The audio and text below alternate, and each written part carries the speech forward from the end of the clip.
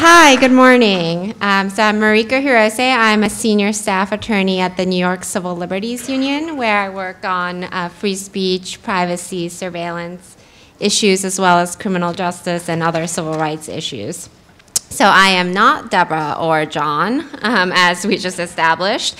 And trust me, I am as disappointed as all of you are that I am not one of those people.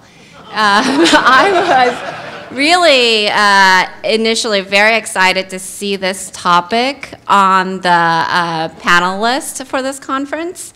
Our involvement in this issue has been when we, around the time we started seeing these LinkNYC kiosks go up around the city, and we saw some news coverage of how exciting this is, I looked at the privacy policies that were up and read them, and the privacy policy and the franchise agreement, and had some concerns. So I sent a letter to the city outlining our concerns and recommending changes.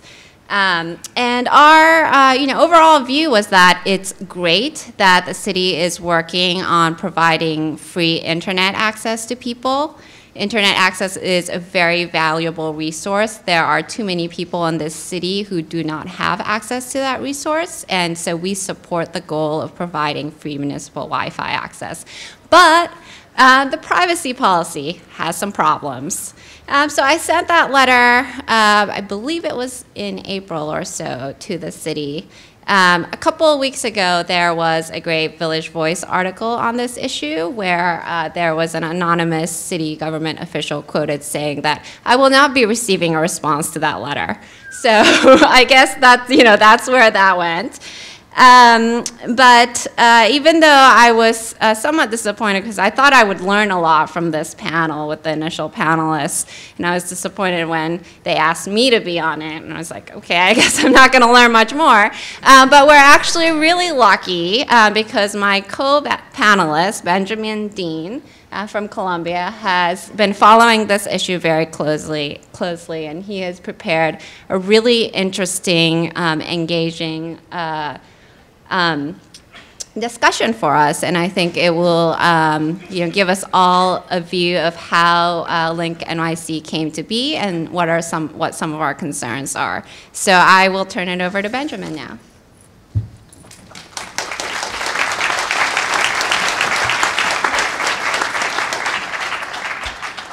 Thank you very much, Mariko. So I've retitled the talk today, not out of disrespect to John and Deborah. I too was very disappointed that they wouldn't be speaking. But ever since I started exploring the LinkNYC project, and it caught my attention maybe 2 years ago, it became apparent to me immediately that for what's billed as a public and free Wi-Fi service, it's striking because, as we know, when you're not paying, you're not the customer, you're the product. But also that this project has been largely privatized. So this free public Wi-Fi that isn't free or public is anomalous and interesting to explore just for that very reason. Just to introduce myself very quickly, I'm a fellow at Columbia University. I do research on the economics of information. I also have my own consulting company where I help my clients monitor waves of technological change and understand their consequences.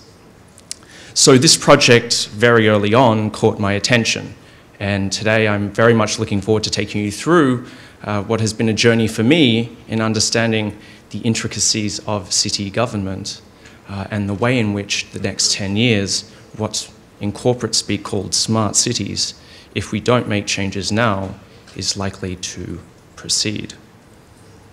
So with some background, I imagine there are some of us from out of town or who have come internationally.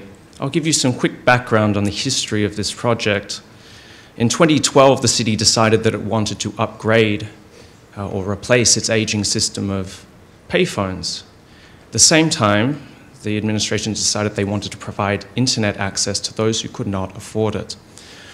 A request for information was put out in 2012, and subsequently a series of, a request for proposals is then put out, a series of design challenges are held, and from what I remember, it was dozens and dozens and dozens of proposals came in. 2 years later, though, the de Blasio administration announced that the winner of this competition were the two very companies that had the franchise over the payphone system previously. They had formed a consortium called CityBridge. CityBridge is kind of an amorphous entity, as you'll see. It's like a chameleon. At the time of the awarding, Titan and Control Group, the two companies that had the previous payphone franchise, were the two leads. And a company called Comark, which I believe manufactures the kiosks, and Qualcomm, which concerns itself with the wireless internet access. They won this bid. Fair enough. There was some questions around the selection process. I'm not going to go into that today, but it's posted all over the internet for those who are curious. The interesting part for me, and this is where my ears pricked up, was when Google announced something called Sidewalk Labs, and they named the former deputy mayor of New York City as the head of that company. Or anybody who's looked closely enough at public-private partnerships over the last few decades will know that this is a classic play, bringing in city officials to lead projects that will be done on a public-private partnership basis. At the time, the question mark in my mind was, all right, that's very nice, Google, but what exactly are you going to do with this company? It wasn't apparent to me at the time what the business model might be until the very first acquisition was LinkNYC. Sidewalk Labs purchased Titan and Control Group, which you might recall are the two companies that previously had the franchise for the phones. They merged them into a company called Intersection. Intersection is owned by Sidewalk Labs. Sidewalk Labs is owned by Google/Alphabet. I feel a little bit like doing like the Panama Papers here, trying to trace all the corporate ownership and entities. So Titan Group and Control Group are now Intersection. Comark spins out their company, and so we end up with a new CityBridge with Intersection, Civic Smartscapes, which is the spun out company from Comark, and Qualcomm is the only one who has not changed its face. The LinkNYC system, in short, is 10,000 links, these obelisks that you see sprouting up all across the city. Each one has 3 cameras built into it, 30 sensors, and they run 2 Wi-Fi networks. One is called the public network, the other is called the private network. The private network has additional security features built into it, but as of right now, are only available to those running iOS 7 or greater devices. $500 million is expected to be generated in revenue, ad revenue, over the next 12 years.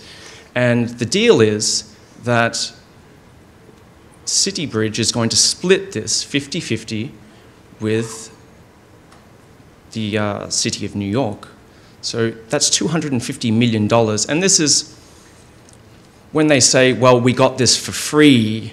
They don't like to play up that they're getting paid $250 million to have allowed the project. But this is an important point in this entire deal that towards the end of my talk, I'll go into greater detail on. So here are the links, the obelisks. On the left is one in its a domesticated one. On the right is one in the wild. This one sprouted up near where I lived the other day. And there have been 3 more that have sprouted up over the last week. So they're multiplying like rabbits. Let's delve into the data collection and privacy issues here. Now, I know that nobody reads the privacy policies on anything that they click I agree to. But if you actually do click on them and you read it, you find out a remarkable amount of information about the potential privacy concerns that systems like this raise. To the passive visitor who drops by and clicks on the security and privacy link on the NYC website will be confronted with this. In very simple language, we have created a user-first privacy policy, and we will not sell any personal information. That seems to check out, right? No need to read the privacy policy now.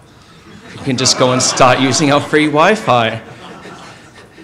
So if you actually do click on the privacy policy, you're confronted with something If this is user first, I don't know what user last is, but there are two privacy policies, and it's very important that we differentiate them because only until very recently, even I was confused as to which one applies to the network.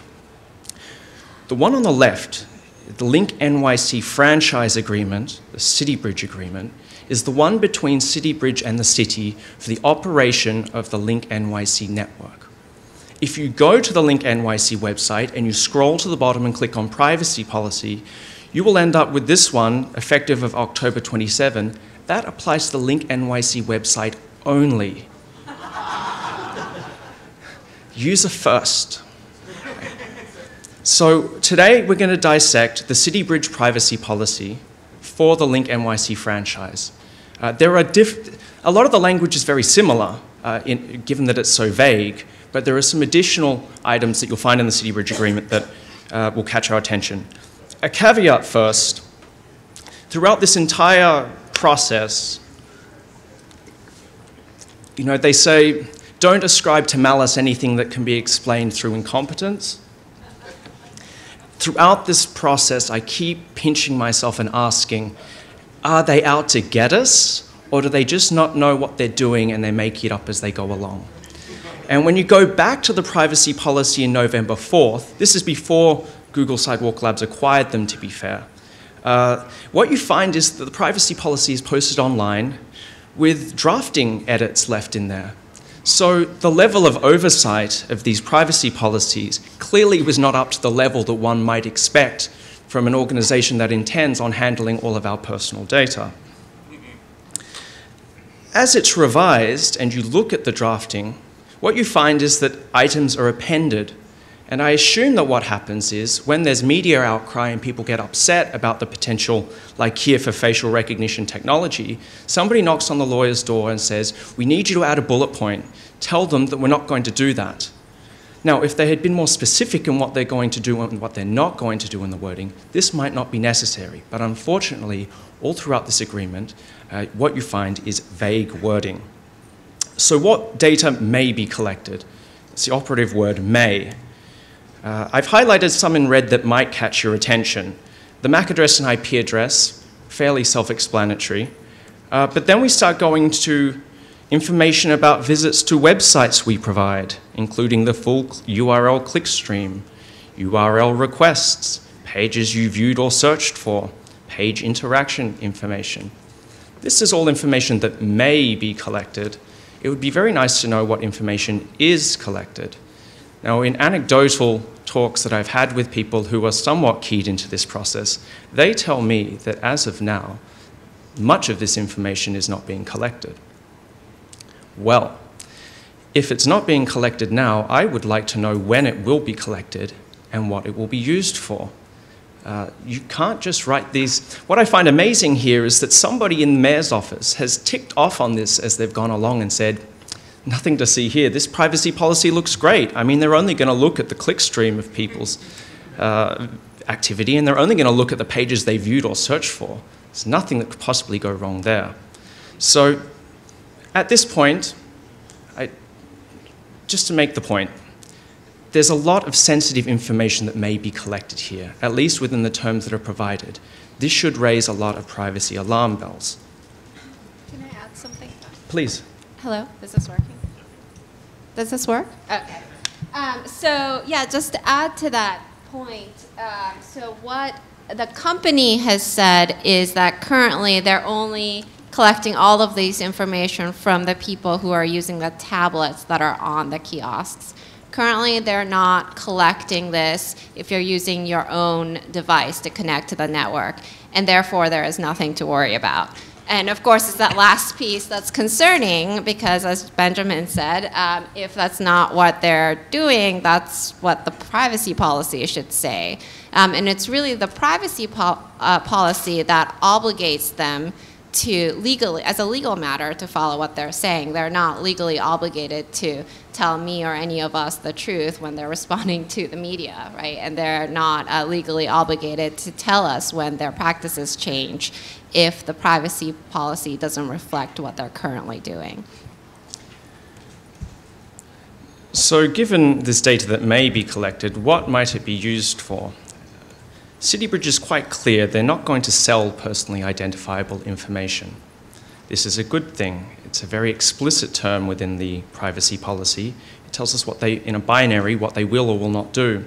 The term sell is the operative word, though, because they may share your information, and they may share it with a whole lot of people who you might not like the information shared with. I've highlighted a couple of them here. Any third party that acquires CityBridge, with anybody that's watched LinkedIn just be acquired by Microsoft, I left the network immediately because I don't want Microsoft taking that. This in the future will be very interesting because I don't see any terms in here around data retention. And I would be very concerned if somebody came along and bought this company and managed to take all the information that had been accrued over a decade plus. What is this? The third bullet point is around a third party whom we must legally share information about you. We know who that's going to be. I would like somebody, I didn't highlight this, but you upon your request, I urge you all to ask CityBridge for your information because the weight of the room here might be a bit more successful than just us two continuing to pester them. Let's zoom in a little bit on this question around legally obligated. Go ahead. Can I jump in on the retention period point? So that was one of the concerns that we had raised. There is a sentence in there somewhere in the privacy policy that says we will make reasonable efforts to delete your information 12 months after your last login. So if you think about that, if you actually use LinkNYC and use it on a daily basis, that's essentially an indefinite retention policy. So looking at the governmental entities, we should all know now, I mean, after Snowden told us that large centralized repositories of data are, government agencies go like moths to a light when those exist.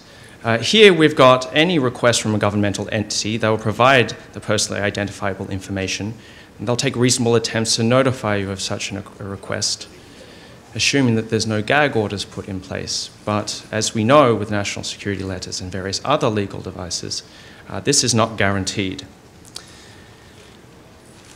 They also may share non-personally identifiable information, and often that definition is vague, but apparently it will be with analytics or search engines, and I can't for the life of me work out which search engine might want this kind of information or have access to it. But interestingly, it's to advertisers and advertising networks as well. Now, a consistent line from CityBridge has been, we are not going to use any of the data we collect to target ads. Yet, if you read the policy, this is perfectly allowable within the terms that have been agreed between the city and the consortium. How are the data actually used? So we've got here around serving advertisements on websites, measuring or understanding the advertising. So again, it's well within their purview to start targeting ads towards people. I think this is a very interesting one, because this talks about an opt-in or consent model, where they would be able to start collecting personally identifiable information to begin targeting information about goods or services that may interest you, advertising. If you go back in the history, what you find is from the very beginning, Titan had this in their sights. They wrote in their original request for information that as smartphone technology is refined and becomes available, we're going to have great opportunities to generate revenue from mobile commerce. Now, they mention a couple of ways in which they might do it. This was 4 years ago, so the technology has moved on a bit from NFC chips and geofencing and whatnot, but we have to keep this in mind. This has always been an intention of the system, and I've seen nothing so far to suggest to me that it is not the intention in the future. I mentioned briefly that there are cameras, sensors, and beacons built into these. Here's the Cryptome take on it, and I think they're spot on. If you go and have a close look at these obelisks, what you find is there are 3 cameras. They're positioned above the 2 advertising panels, and then just in front of the little screen that you would use to make calls or whatnot. The big picture is that as this system spreads to other cities within the United States and internationally, if you take the number of obelisks built and you multiply it by 3, and then you multiply it out across the cities, at least given these plans, 1.7 million cameras are going to be installed, and the data feeds from them are going to be centralized. I would be very, very concerned. I'm already concerned at the amount of surveillance that occurs in this city. The fact that a lot of it is not centralized allows me to sleep a little bit at night. The idea that we're going to centralize all of this in the future, it worries me immensely. Information collected by sensors and cameras. So there is going to be video footage taken, but we're not going to use it to anybody other than the city or governmental law enforcement. We're not going to use facial recognition technology, which is good to know, and I would like to see more definite phrasing like this, in terms of what they're going to do and what they're not going to do in the future. The one that's on my mind is, instead of the video footage, it's the location data, because anytime you'll use a Wi-Fi network, it's going to ping your device. And they make it very clear that they do not collect information about your precise location. Yet, when you use the services, they can determine your general location. I'm not sure what the difference between those two are, but I would have thought if I'm within a 1-block radius of somewhere, that's close enough to concern me. There's another element that's not mentioned here, though. It's not mentioned in the privacy policy, but what it is mentioned in is the marketing material. And it's that each of these obelisks has got beacon technology built into it. The idea is going to be to ping your devices through Bluetooth beacon to provide advertising in the future. It will be based on location. I would think that given the third parties who might want to use this, it will be quite a precise location, i.e. if you're walking past a store and they would like to send you a deal. The reason I bring this up is simply to say this is not covered precisely within the privacy agreement, so people are not able to make an informed decision about whether they want to use this or not. This is going to be a public Wi-Fi scheme, in the true sense of the word, need to inform the public about what this use implies. For the moment, I've not seen anything along those lines. Now, as someone with a background in economics and accounting, I start following the money when I want to know what's going on here. Because as far as I can see from the way in which this has been developed, at least the LinkNYC system is configured, there's an awful lot of data collection that apparently is not going to be used but has been put into the terms regardless. And I'd like to know why we went with a system, a public Wi-Fi system, that involves so much data collection and tracking. I did some research on this earlier in the year, and some back-of-the-envelope math will tell you that if we have $500 million in total ad revenue across 10,000 links, 8 million people, and 12 years, what you find is that the monthly revenue per person is fractions of a cent. Why is this important? Well, if you want Wi-Fi across the city and you want to provide it to people who don't have Wi-Fi access, it would cost us pennies each to do so. Why have we gone with a system that involves so much tracking and involves putting up 10,000, 20,000 billboards across the city when it would cost so little for us to provide those very services publicly? You start digging into the business model, what you find is it's configured in a way that encourages governments to adopt the ad business model. This one is without ads. So if a city does not want ads, and I assume tracking, though I cannot be certain of that, they'll get the kiosks for free, but it'll cost them $12,900 to install the obelisks, connect the optical fiber, you can double it, and then there's a fund for maintenance put on the side. On top of that, the city has to cover the annual operating costs. So one link will cost the city $45,000 per year under this business model. It's not something that cash-strapped governments want to do, so they go with the ad business model. That involves the kiosk being installed for free, effectively, and financed by City Bridge. I've listed Sidewalk here, but we should probably broaden it out a bit. I'm not sure who covers the running costs under this business model, but the bottom line is that instead of spending $45,000 a year per link, the city gets revenue of $30,000 per year. So you can see why we've been sold this system that is so data hungry. It's because the city wants to make some revenue on the side. So under this business model, City Bridge is picking up the bill.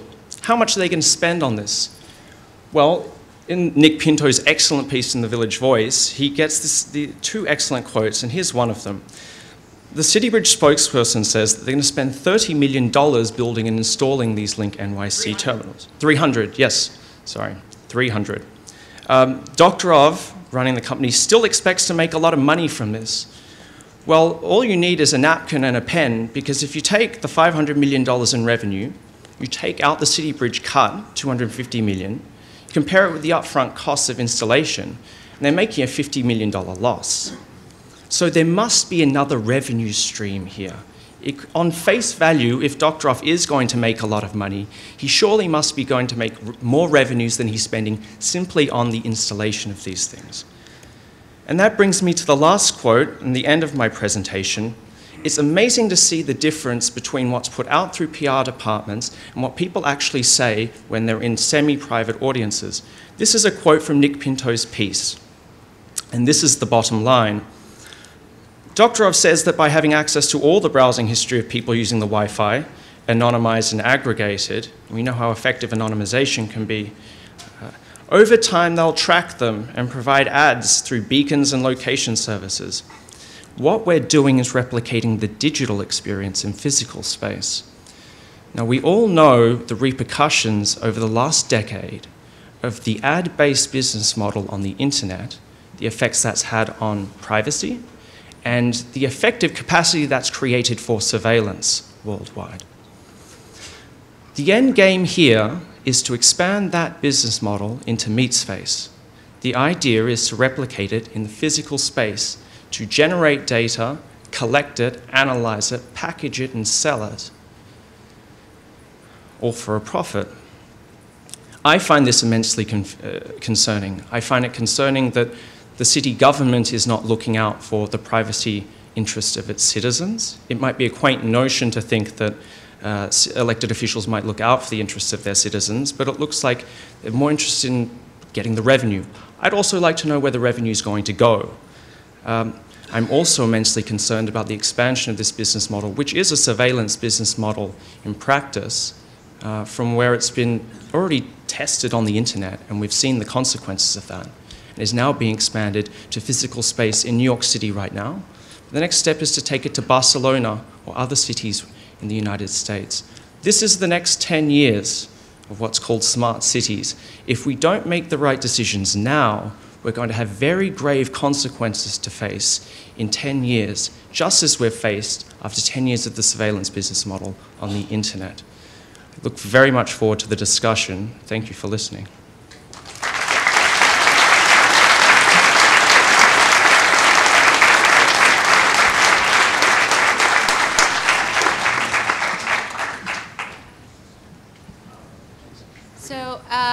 I will, I think, go ahead. Okay, I'm going to talk a little bit about our letter and the concerns that we raised, and then we can take questions at the end, and happy to have a discussion. So I mentioned at the beginning that the New York Civil Liberties Union sent a letter to the city when we first looked at the privacy policy. And there were 3 concerns that we raised in that letter. If you want to see the letter itself, it's on our website, nyclu.org. One was the collection and retention piece, which Benjamin talked about in detail. The privacy policy essentially allows the companies to collect everything and retain everything for an indefinite period of time. And we said that language needs to be revised. It needs to be tied to operational needs, and the retention policy needs to have a specific date and a specific commitment to delete in certain circumstances. The second piece that we raised was the government access, the possibility of government access. So the privacy policy is itself, it says that it will respond to a government request for information when necessary. There's actually a separate franchise agreement that does say that it will be, at least a subpoena, but that still raises a lot of questions about, will it be a subpoena, will it be a warrant? What kind of order is required before government agencies can get access to the data that these companies are collecting. And then there's a question about whether the users will get notice when a government entity requests information from these companies. And that becomes really important because it's the notice piece that gives users the right to stand up for their own rights. If they don't get notice that a government has requested this information, they'll never know. They won't be able to go into court to move to quash a subpoena or a warrant. So on that piece, on the notice piece, the privacy policy says, we will make reasonable efforts to notify you of government requests for information if we can, essentially, if it's possible, to the extent it's possible. So we ask that that kind of vague language be revised. And to actually make a commitment to notify users whenever they can. Notify users unless they are prohibited from doing so under a judicial order. So that's generally the framework in which it works. Law enforcement entities are not allowed to gag service providers from notifying their users of requests for information unless they've gotten an order from the judge saying that it's necessary to do so for a short period of time. So our recommendation was that you make a commitment to notify your users whenever you are allowed to do so. And the third piece that we had questions about was the cameras and the environmental sensors. So as you saw in the privacy policy, the policy currently says that those feeds from the cameras can be shared with law enforcement and with the city. No restrictions on that. So we wanted to know if those feeds were going to be aggregated into the domain awareness system, which is the system that the NYPD has set up in place that aggregates feeds from NYPD's surveillance cameras, automatic license plate readers. They've now added shot spotter data, which is gun detection data. And we were concerned that all of these cameras that are going up are going to end up feeding into that system as well. And also the policy said that with the written permission of the city, we can share the camera feeds with any entity. So we said, well, you know, there should be a mechanism for the public to know when this company has gotten written permission from the city to share it with a third-party company. The response, as I mentioned, the city is not going to be responding to our letter apparently, but the company has responded in public statements. As I mentioned, on the collection and retention piece, they said we're not doing this right now. And also on the cameras piece, they said, well, the cameras are not currently on. But of course, that really begs the question of when will they be turned on? When will we learn about it when it's turned on? And what will we learn about how those cameras, how all of this data is going to be used? And that goes back to the need to have a very much more specific privacy policy that actually reflects the reality of what they are doing. Because that binds them to be doing those things, right? It doesn't, they essentially have a privacy policy that says we can collect anything and do anything. And so that sets the outer boundary, legal boundaries of what they can do. And this is a very big problem. I just have one question. I'm very interested in the NYCLU's view on how, sorry, I'll start again. I'm very interested in the NYCLU's view on how, if this is a system that's designed to give those who do not have or cannot afford access to the internet, nominally for free, I'm very interested then in how that interplays with who is unequally impacted by surveillance in society. Yes, and that's exactly one of the points that we raised in the letter, that this is a great initiative, but it's even more important to have really good privacy policies in place because there are people who are going to be relying on this technology in order to access the internet. And those are the people who are already subject to increased police surveillance.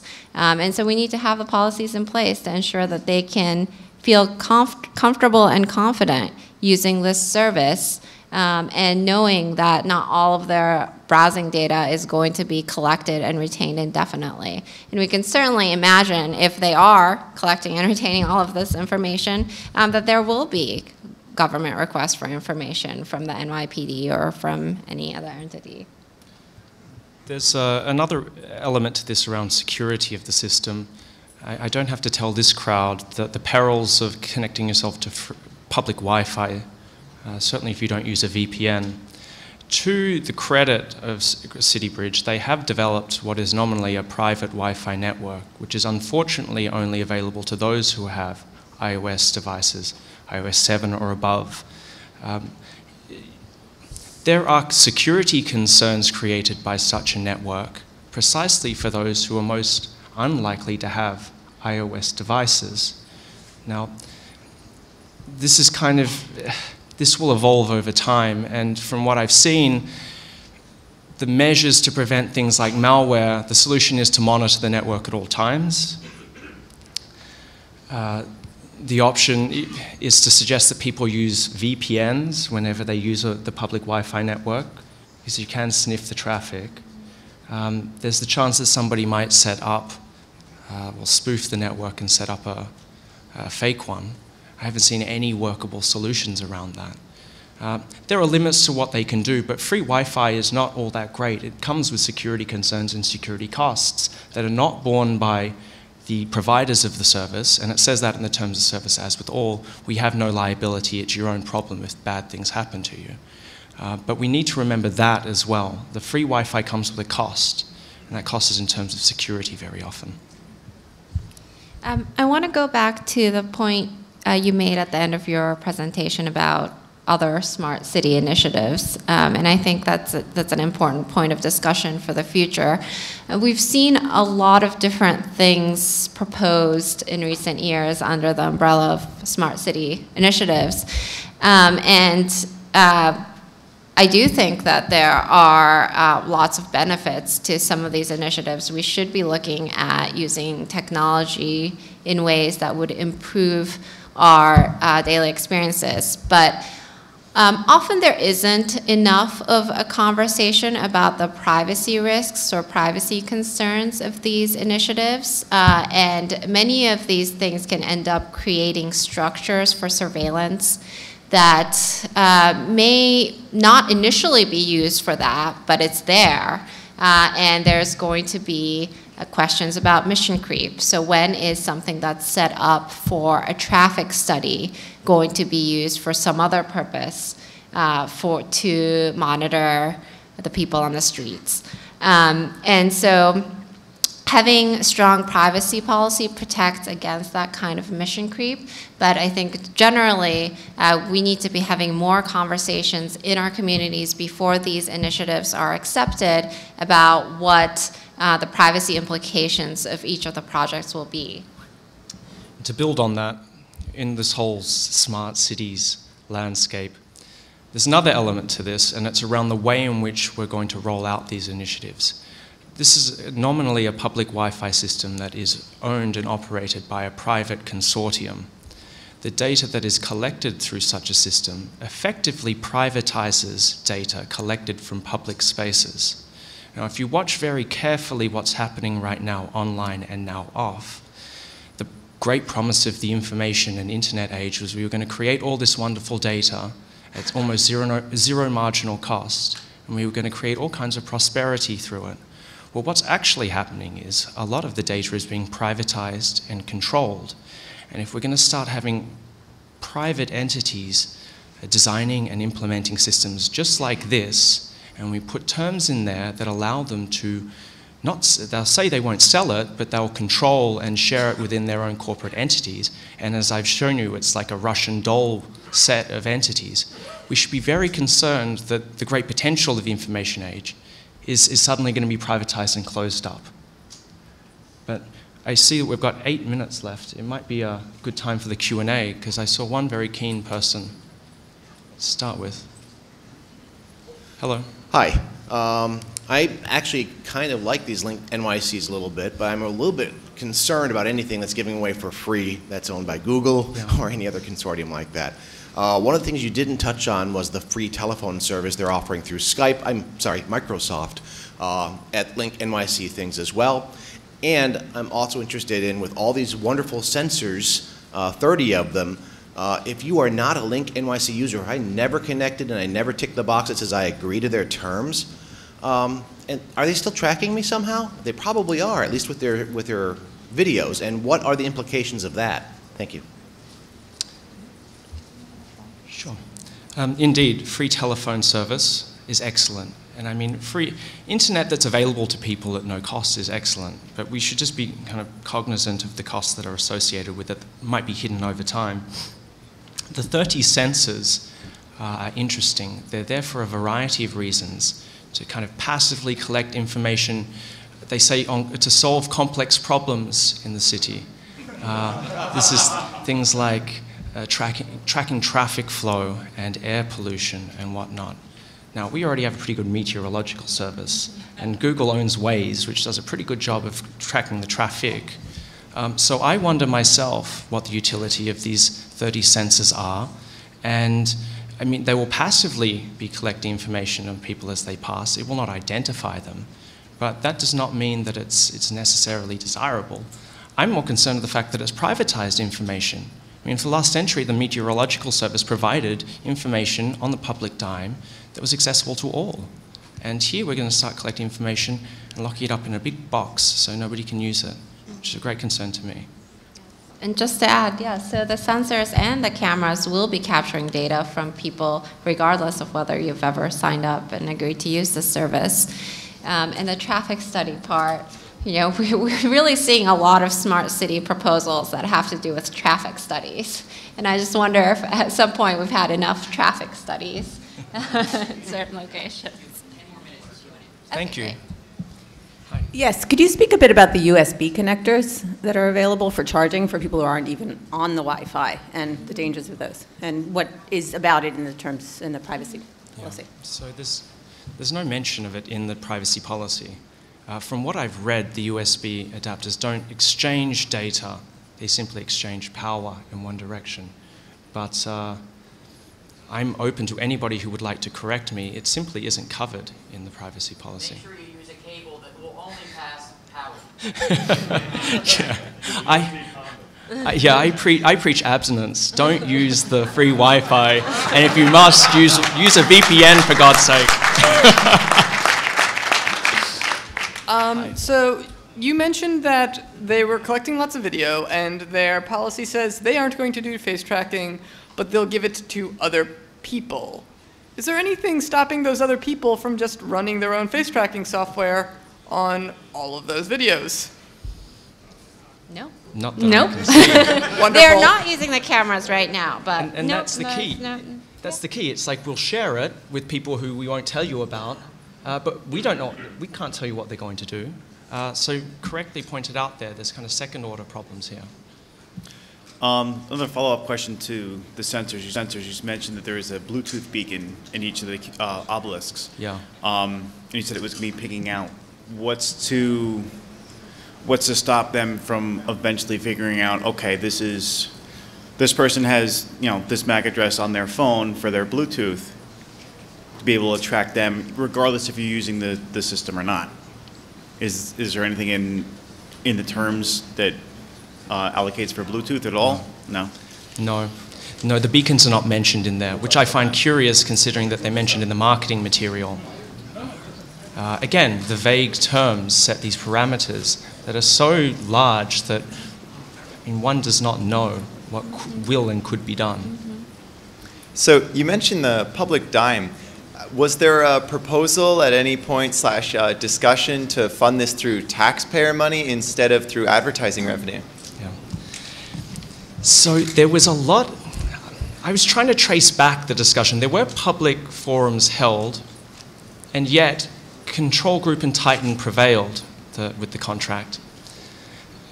There were motions filed after that to say that this was not a competitive process, that you're effectively monopolizing access or internet services in the city. I have not gone through all the dozens of proposals. I would not be surprised if there was one in there. And considering the cost per year, it's probably within the remit of the walled city, New York, much more this city than any other, I would say, in the United States. Thank you. So I've heard a lot about, about the data that these companies are collecting and stuff like that, and how we can stop these companies from doing certain things with this data. But it occurs to me that these companies are collecting huge amounts of data, and they're just collecting it. At the very beginning, the goal is just collect. So for people like us who have a mindset of, well, how can we fuck with this? How can we feed them bogus data, or actually, that's a good example. Feed them bogus data, clone MAC addresses, useless data that it's sucked into the system because right now all they're doing is consuming. And you can take it a step further and say that, well, a sufficiently powerful laser pointer burns out a photoreceptor on a camera. So why not go around and stick a laser in every camera you see?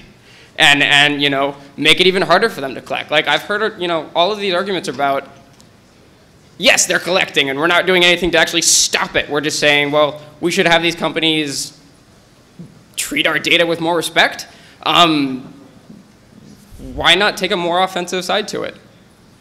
And I'd like your opinions on that. Well, I guess on the bogus data point, I will note that, so when you first sign into LinkNYC, it asks for your email address, and of course there's no verification, right? So there's nothing really requiring you to give your real email address. And I think that's important for everyone to know. Yeah, there are ways of doing that. I would not encourage, illegal ways of doing that, like vandalizing the kiosks. But yeah, I think there are ways that you can, steps that you can take to protect yourself, right? And to encourage that everybody. Black tape. Yeah. Well, I just wanted to add, all this collection, it may be technically legal under the law because they futzed with it, but agreeing with the fact that all this collection with consent that we click to agree, that's legal, yes, but it's not okay. So I mean, while there's reason to not do things to damage their systems, they're damaging the system that we live in now.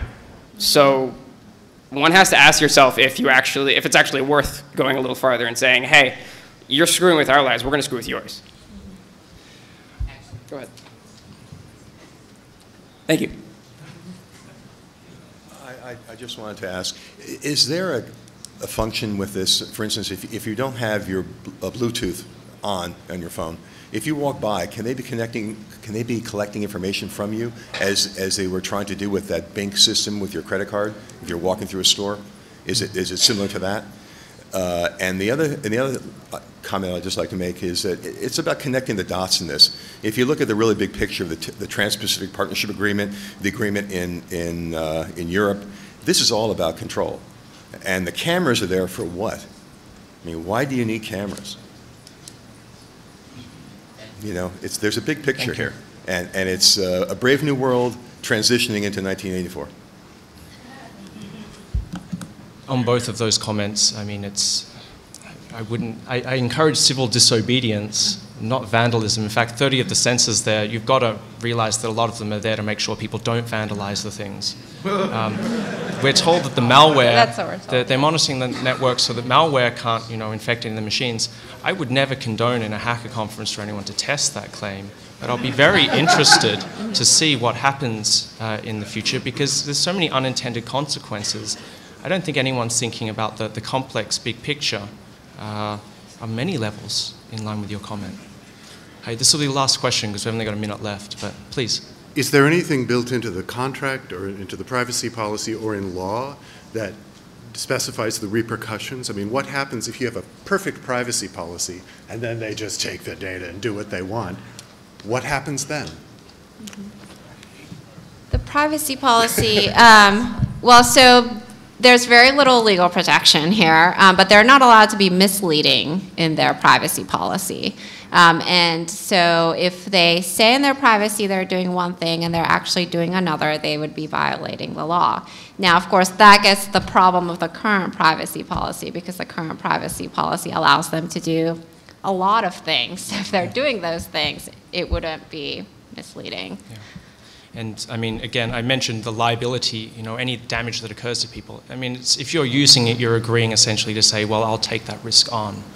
So again, privatizing the risk. This is a trend that's been going on for a while. The corporations that provide these services don't want to take on any of the risks, and the complex risks that might occur due to use of their very products and services. Now, in the 1950s and 60s, when cars were killing people, Ralph Nader came along and we had liability placed on car manufacturers. I'm wondering when that's going to happen with systems such as these. But what kind of penalties? I hope the NYCLU is on that, because I don't know who else will be if not. Thank you. Thank you. Thank you very much.